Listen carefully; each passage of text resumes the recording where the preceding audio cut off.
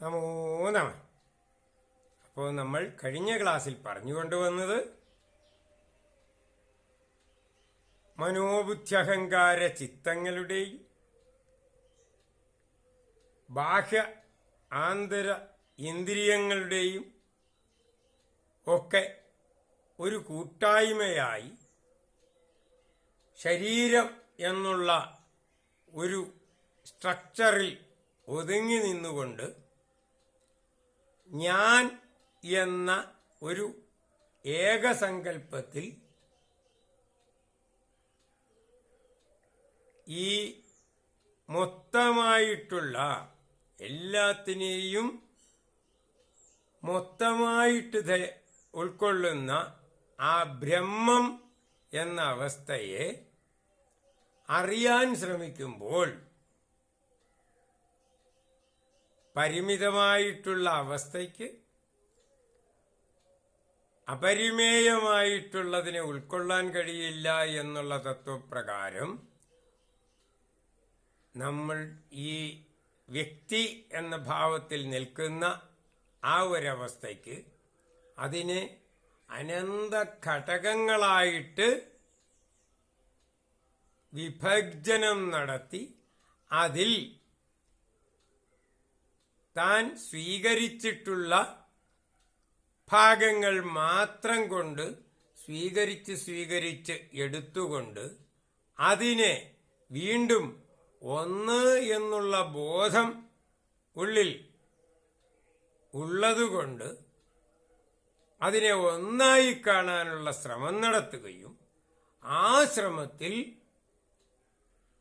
ഒരു ഭ്രമം അല്പം എടുത്തുകൊണ്ട് പൂർണ്ണമാക്കാനുള്ളൊരു ശ്രമത്തിൽ ഭ്രമം ഉണ്ടാകുകയും ചെയ്യുന്നതാണ് നമ്മളുടെ ജീവിതം എന്ന ഒരു അനുഭവമായിട്ട് മാറുന്നത്. അവിടെ കൂടുതൽ കിട്ടിയെന്ന് ഒരു സന്തോഷം, കുറവ് ആയിപ്പോയി എന്നൊരു ദുഃഖം. നമ്മൾ കളക്ട് ചെയ്യുന്ന ഡേറ്റകൾ അതിനെ നമ്മൾ പല വിധത്തിലാണ് കണക്കാക്കുന്നത്.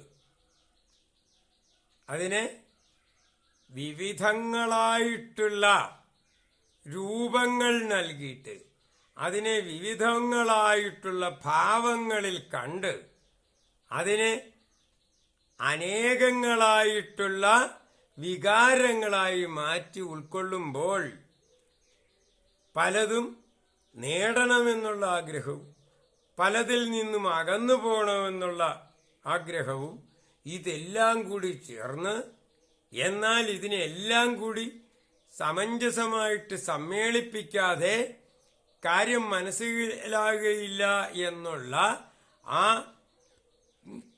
ഉള്ളിൻ്റെ ഉള്ളിൽ നിന്നുയരുന്ന ആ ബോധത്തിൽ നിന്ന് മനസ്സിലാകുന്നത് കൊണ്ട് ആ വിധത്തിലുള്ള ശ്രമം നടത്തുകയും ചെയ്യുമ്പോൾ പ്രൊജക്ടറിലൂടെ കടന്നു പോകുന്ന ചിത്രങ്ങൾ അതിൻ്റെ പ്രത്യേകമായിട്ടുള്ള രീതിയിൽ കടന്നു പോകുമ്പോൾ സ്ക്രീനിൽ ചലച്ചിത്രമായിട്ട് കാണപ്പെടുന്നത് പോലെ നമ്മളുടെ ഉള്ളിൽ അനവധി നിരവധി ഘടകങ്ങളായിട്ട് സ്വീകരിക്കുന്ന ഓരോ സ്ട്രക്ചറുകളെ പ്രത്യേക രീതിയിൽ അറേഞ്ച് ചെയ്ത് ഒന്നായി അനുഭവിക്കാൻ ശ്രമിക്കുമ്പോൾ അത് ഈ സ്ക്രീനിൽ കാണുന്ന ചലച്ചിത്രം പോലെ ഒരു ദീർഘചലച്ചിത്രം എന്ന ജീവിതമായിട്ട് അനുഭവപ്പെടുന്നു എന്നാണ് നമ്മൾ പറഞ്ഞു വന്നത്. അപ്പോൾ എന്താണ് ഇതെല്ലാം? ഒരു വ്യക്തി എന്നുള്ള കൂട്ടായ്മ ഒന്ന് എന്ന് പറയുമ്പോഴും ആ വ്യക്തി അനന്ത യൂണിറ്റുകളുടെ ഒരു സംഘാതം മാത്രമാണ്. അതിൻ്റെ ഏറ്റവും ചെറിയ ഘടകമെന്ന് നമ്മൾ വിചാരിക്കുന്ന ഒരു ഘടകമെടുത്താലും ഒരു സെല്ലെടുത്താലും ഒരു വേറെ ഒരു ഓർഗൻ എടുത്താലും ആന്തരികമായിട്ടോ ബാഹ്യമായിട്ടുള്ള എന്തെങ്കിലും അവയവങ്ങൾ, ആന്തരിക അവയവങ്ങളായിക്കോട്ടെ ബാഹ്യാവയവങ്ങളായിക്കോട്ടെ അതിനേക്കാൾ ചെറിയ ഗ്രന്ഥികളായിക്കോട്ടെ ഇതെല്ലാം ഉണ്ടാക്കുന്ന സെല്ലുകളായിക്കോട്ടെ, ഇത് എത്ര ചെറുത്, നമ്മളുടെ ഈ ഭൗതിക പ്രപഞ്ചത്തിൽ ഏറ്റവും ചെറുത് എന്ന് പറയുന്ന എന്ത് നമ്മൾ എടുത്താൽ പോലും, കണക്കിലെടുത്താൽ പോലും, അത് ഒരു കൂട്ടായ്മ മാത്രമേ ആകാൻ പറ്റുള്ളൂ. പക്ഷെ നമുക്ക് ഏതിനെയാണോ പരാമർശിക്കുന്നത് അതിനെ ഒന്നായിട്ട് കാണാൻ കഴിയും. വളരെയധികം ആളുകൾ കൂടിച്ചേർന്ന് ഒരു പാർട്ടി ആകുകയാണ്. ഒരു പാർട്ടി എന്ന് പറയും. പക്ഷേ അത് ആ ഒരു പാർട്ടി ഒന്ന് എന്ന് കാണുന്നത് അനേകായിരം വ്യക്തികളുടെ ഒരു സംഘടനയായതുകൊണ്ടാണ് അതിനെ ഒരു പാർട്ടി എന്ന് പറയുന്നത്. അനേകായിരം വ്യക്തികളില്ലാതെ ഇരുന്നാൽ അത് ഒരു പാർട്ടി ആകുന്നില്ല. മനസ്സിലാകണ്ടോ? നമ്മൾ പാർട്ടി എന്ന് പറയുമ്പോൾ നമ്മൾ കോടതിയിൽ വ്യവഹാരം നടത്തുമ്പോൾ ഫസ്റ്റ് പാർട്ടി സെക്കൻഡ് പാർട്ടി എന്ന് പറയുന്ന പാർട്ടി അല്ല കേട്ടോ പറഞ്ഞത്. നമ്മൾ രാഷ്ട്രീയ പാർട്ടികളെ ഉദാഹരണം, ഒരു വാക്ക് തന്നെ ഏത് കോണ്ടക്സ്റ്റിൽ ഉപയോഗിക്കുന്നു അതിനനുസരിച്ച് അർത്ഥം മാറും എന്ന് ഞാൻ എപ്പോഴും പറയാറുണ്ട്. അതുകൊണ്ട് ഈ രാഷ്ട്രീയ പാർട്ടികളുടെ കാര്യമാണ് ഇവിടെ പറഞ്ഞ. രാഷ്ട്രീയ പാർട്ടി ഒരു പാർട്ടി, ആ പാർട്ടി അങ്ങനെയാണ് എന്ന് പറഞ്ഞാൽ നമ്മൾ ഒരു സിംഗുലറായിട്ടുള്ള വ്യക്തിയെപ്പോലെ നമ്മൾ ഉപയോഗിക്കുമെങ്കിലും അതിനകത്ത് ആയിരക്കണക്കിന് മെമ്പേഴ്സ് ഉണ്ട്. അതാണ്. അതുപോലെ തന്നെയാണ് ഒരു വ്യക്തി എന്ന് പറയുന്ന അതിനകത്തെ ഒരു യൂണിറ്റായിട്ടുള്ള ഒരു വ്യക്തിയെ എടുത്തു കഴിഞ്ഞാൽ ആ വ്യക്തിക്ക് അനന്തകോടി യൂണിറ്റുകൾ ആ വ്യക്തിയുടെ ആ സംഘാതത്തിലുണ്ട്, ആ സംഘടനയിലുണ്ട്. അതിനെ നമുക്ക് പല വലിയ വലിയ ഗ്രൂപ്പുകളായിട്ടിരിക്കും. കയ്യ്, കാല്, മുഖം എന്ന് തിരിച്ചു. അപ്പം ആ കയ്യ്, കാല്, തല, ആ തലയെ തന്നെ നമ്മൾ കണ്ണുകൾ, മൂക്ക്, വായ്, ചെവികൾ എന്നൊക്കെ പറഞ്ഞ് വീണ്ടും തിരിക്കും. എത്രയധികം നമുക്ക് തിരിക്കാൻ പറ്റിയാലും പിന്നെ ആന്തരിക അവയവങ്ങളിലേക്ക് കടന്ന് വൃക്ക, കരൾ എന്നൊക്കെ പറഞ്ഞ് തിരിച്ചാലും ഇനി അതിൻ്റെ യൂണിറ്റിൽ എത്രയായിട്ട് തിരിച്ചാലും ഒരു സൃഷ്ടിക്ക് അറിയാൻ കഴിയുന്ന ഏറ്റവും ചെറിയ ഏകത്വത്തിന് പോലും അനന്ത ഘടക യൂണിറ്റുകളുടെ ഒരു സംഘാതമായിരിക്കാനേ പറ്റുള്ളൂ. അപ്പോൾ പ്രപഞ്ചം എന്ന് പറയുന്നത് നാനാത്വങ്ങൾ കൊണ്ട് ഒരു ഏകത്വം ഉണ്ടാക്കിയിട്ട് അതിന് വ്യക്തിയാരോപം നടത്തി അങ്ങനെയുള്ള അനന്ത വ്യക്തികളുമായിട്ട് ഇതിനകത്തുണ്ടാകുന്ന ഒരു വ്യക്തി സംവദിക്കുമ്പോൾ ഉണ്ടാകുന്ന ഒരു ഭ്രമമാണ് ആ വ്യക്തിയുടെ ജീവിതം എന്ന അനുഭവം. അതുകൊണ്ടാണ് ഇത് അടിത്തറയായിട്ട് വെച്ചുകൊണ്ടാണ് നമ്മളുടെ വേദങ്ങൾ പറയുന്നത് ബ്രഹ്മസത്യം ജഗന്മിഥ്യ. ആ ബ്രഹ്മം എന്നുള്ളത് മാത്രമാണ് സത്തായിട്ടുള്ളത്, സത്യമായിട്ടുള്ളത്. ജഗത്ത് എന്ന് പറയുന്ന ഈ അനന്തവിശാലമായിട്ട് നിറഞ്ഞു നിൽക്കുന്ന ഈ ജഗത്ത് എന്ന് നമ്മൾ വിശ്വസിക്കുന്നത് എന്താണ്?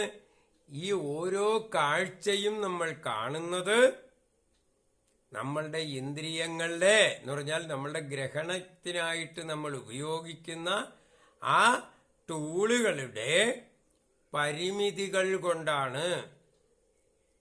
ഒരു തടിയിൽ നിന്ന് നമ്മൾ തടി എന്ന് പറഞ്ഞു കഴിഞ്ഞാൽ അതിനെ ഒരു കഷ്ണമാക്കാതെ നമുക്ക് എടുക്കാൻ പറ്റുകയില്ല. തടി എന്നുള്ള ആശയം പറയുമ്പോൾ ലോകത്തിലുള്ള എല്ലാ തടികളെയും നമ്മൾ ഉദ്ദേശിക്കുന്നുണ്ട്. ഒരു പേപ്പർ തരൂ എന്ന് പറഞ്ഞാൽ ഒരു പേപ്പർ തരാൻ പറ്റുന്നില്ല. പേപ്പർ പീസ്, ഒരു പീസ് ഓഫ് പേപ്പറേ നമുക്ക് തരാൻ പറ്റുള്ളൂ. വെള്ളം ഇത്തിരി വേണം, വെള്ളം അത് ഇത്തിരി വെള്ളം എന്ന് പറഞ്ഞാൽ ഒരു ഗ്ലാസ്സിൽ വെള്ളം തരും. വെള്ളം എന്ന് മൊത്തം പറഞ്ഞാൽ ഈ ഗ്ലാസ്സിലിരിക്കുന്നത് മാത്രമല്ല. അപ്പോൾ വെള്ളത്തെ നമുക്ക് ഒരുമിച്ചെടുക്കാൻ പറ്റുകയില്ല.